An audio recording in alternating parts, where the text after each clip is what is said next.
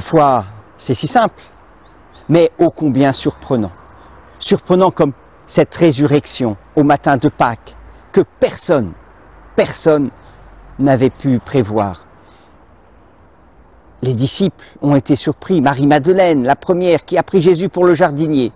Il va falloir qu'elle retourne son cœur pour découvrir dans l'homme qu'elle a en face d'elle ce Christ qu'elle aime tant.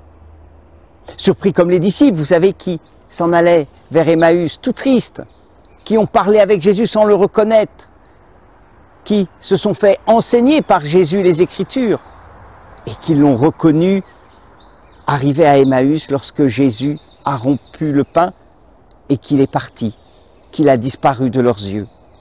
Surpris comme les disciples au jour de Pâques qui voient le Christ arriver alors que toutes les portes sont closes. Surpris comme Thomas qui ne veut pas croire, les 10 apôtres qui lui disent « Si, Jésus est ressuscité !» et qui va être surpris, peut-être le premier de reconnaître en Jésus son Seigneur et son Dieu, voyant le Christ lui montrant ses plaies. Oui, la foi est quelque chose de surprenant. Et les disciples l'ont vécu.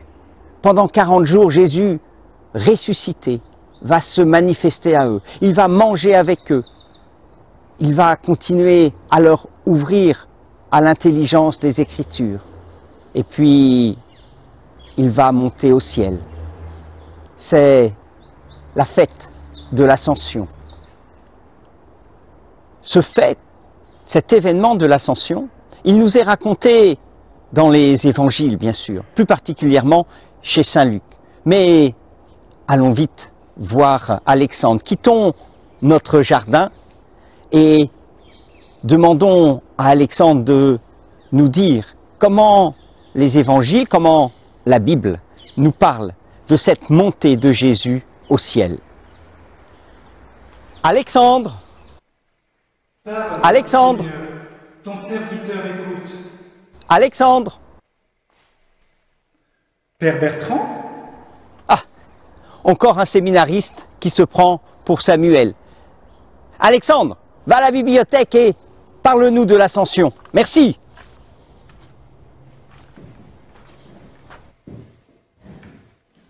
L'événement même de l'Ascension est raconté par le même auteur, Saint Luc, à la fin du dernier chapitre de son évangile, ainsi qu'au premier chapitre des Actes des Apôtres, dont nous lisons un extrait dans la première lecture de la messe le jour de l'Ascension. Au début du livre des Actes des Apôtres, l'auteur sacré nous dit « J'ai consacré mon premier livre, ô Théophile, à tout ce que Jésus a fait et enseigné depuis le commencement, jusqu'au jour où, après avoir donné ses instructions aux apôtres qu'il avait choisis sous l'action de l'Esprit Saint, il fut enlevé au ciel. » Le premier livre dont nous parle l'auteur est l'Évangile de Luc. Mais dis-nous Alexandre, y a-t-il une différence entre la fin de l'Évangile de Luc et le début des Actes des Apôtres? Il n'y a pas de grande différence dans la description de l'événement de l'Ascension, entre le texte de l'Évangile de Luc et celui des Actes des Apôtres. Mais, comme le livre des Actes des Apôtres commence par cet événement, alors que ce même événement termine l'Évangile, le texte des Actes des Apôtres est un peu plus détaillé et surtout raconte ce qui se passe après l'événement. Dans les deux récits, Jésus annonce la venue du Saint-Esprit à Jérusalem le jour de la Pentecôte, puis il monte vers le ciel. Il faut savoir que chez les Juifs, la sphère du divin était, du point de vue de l'espace, ce qui est en haut. Par son ascension, Jésus veut faire comprendre à ses disciples que son humanité entre dans l'intimité de Dieu le Père et devient participante de la gloire divine. Dans son évangile, saint Luc précise que Jésus bénit ses disciples quand il est emporté. Et dans les Actes des Apôtres, Luc précise qu'avant de retourner à Jérusalem, 2 hommes en blanc leur annoncent la venue dans la gloire de Jésus à la fin des temps. « Hommes de Galilée, pourquoi restez-vous ainsi à regarder vers le ciel ? Ce Jésus qui d'auprès de vous a été enlevé au ciel viendra comme cela, de la même manière que vous l'avez vu s'en aller vers le ciel. Et l'évangile de Matthieu que nous allons entendre cette année à l'Ascension, il nous raconte aussi cet événement de l'Ascension, Alexandre? Matthieu ne nous raconte pas l'événement même de l'Ascension, parce que pour Matthieu, Jésus est avant tout l'Emmanuel annoncé par le prophète Isaïe. Emmanuel qui se traduit par Dieu avec nous. C'est pourquoi Matthieu choisit de terminer son évangile par Jésus ressuscité qui donne à ses disciples le commandement de faire d'autres disciples de toutes les nations en les baptisant au nom du Père et du Fils et du Saint-Esprit. Et Jésus leur rappelle qu'il est avec eux jusqu'à la fin du monde. L'évangile de Marc se termine simplement en disant que Jésus fut enlevé au ciel et s'assit à la droite de Dieu le Père. Et dans l'évangile de Saint Jean, l'Ascension nous est-elle racontée?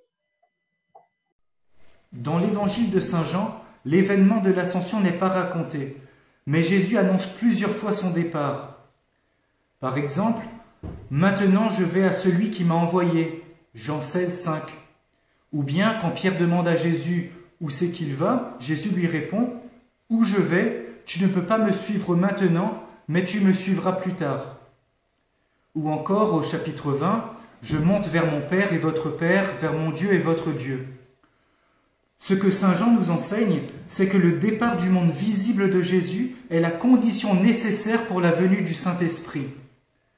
Je cite, « Pourtant, il vaut mieux pour vous que je m'en aille, car si je ne pars pas, le Paraclet ne viendra pas à vous. Mais si je pars, je vous l'enverrai. » Merci Alexandre de nous parler de l'évangile de Saint Jean et plus particulièrement de ce discours après la scène que Jésus fait à ses disciples et dans lequel, effectivement, il annonce la venue de l'Esprit Saint. Il dit plusieurs choses de cet Esprit Saint. Il dit que c'est lui qui fera souvenir aux disciples de tout ce qui a été vécu.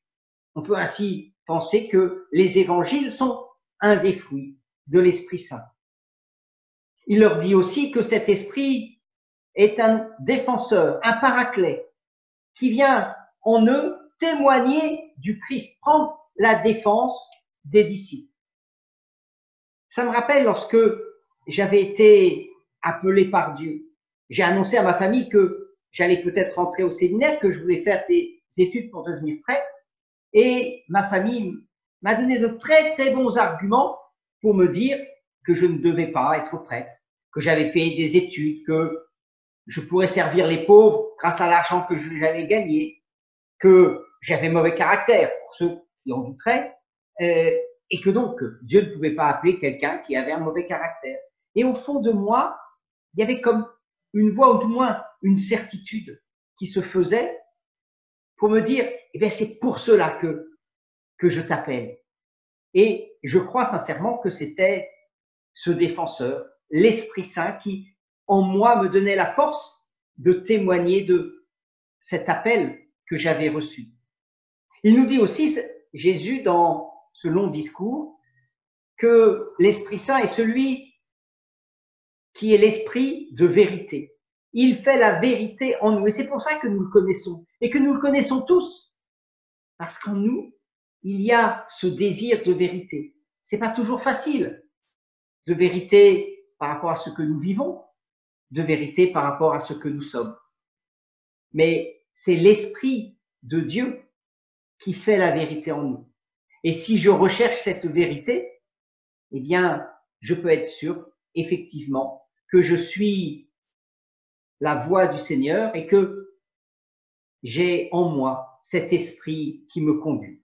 Enfin, dans ce discours après la scène, Jésus nous dit aussi une dernière chose importante, peut-être la plus ultime sur l'Esprit Saint.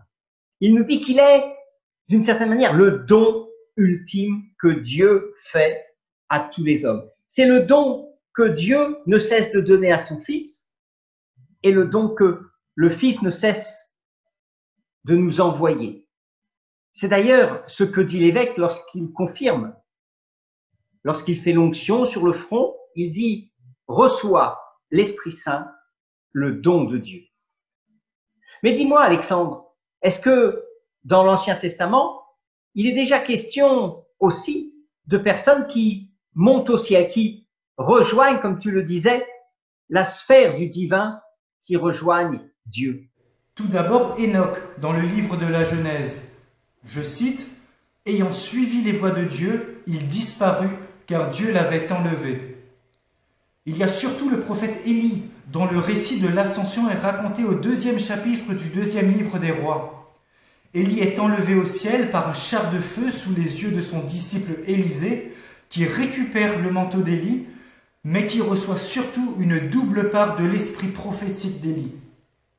Donc, si je comprends bien, Alexandre, la fête de l'Ascension nous prépare doublement à la fête de la Pentecôte.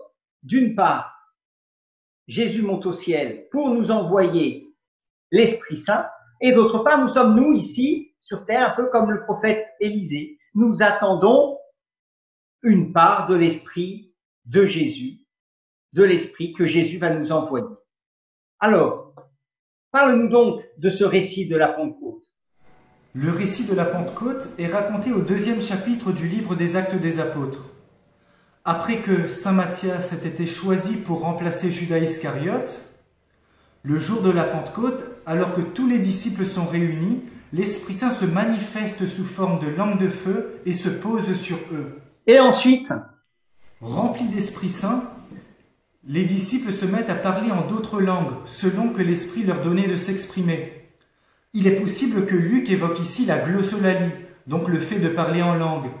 Mais il est encore plus probable que l'évangéliste parle d'un miracle qui rétablit l'unité de langage perdue à la tour de Babel, comme nous le montre la réaction des Juifs venus de toutes les nations. Je cite, « Comment se fait-il que chacun de nous les entende dans sa langue maternelle ?»